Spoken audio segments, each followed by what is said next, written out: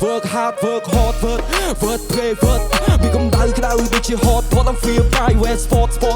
oh god ជំនួយរៀងខ្មៅក៏ខ្ញុំអាចចោះចោតចាក់ជីវិតផ្ទះមានកាអាវមួយបង្វិចរត់ទៅចាប់ក្តីសម័យដល់សមុទ្រ Pacific ខ្ញុំមានតម្លៃដេញថ្លៃដូចជាជួយគីនឹងចែងចាំងនឹងអ្នកចំបាំងនៅអាមេរិក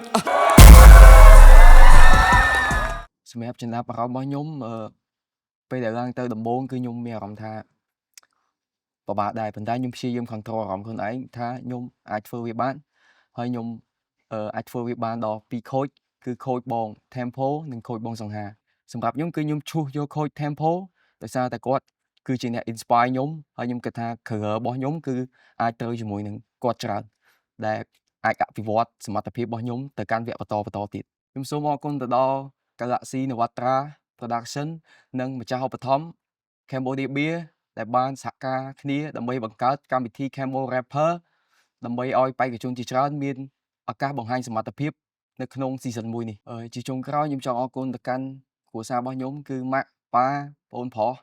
ហើយមិត្តភ័ក្តិខ្ញុំជាច្រើនក៏ដូចជា homie shout out to homie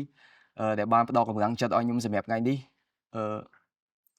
ខ្ញុំនឹងសន្យាថានឹងធ្វើឲ្យបានល្អនៅវគ្គបន្តទៀតជួបជាមួយខ្ញុំបាទ Ricky នៅវគ្គបន្តទៀតនៅក្នុងកម្មវិធី Cambo Rapper Cambo Bar Future Star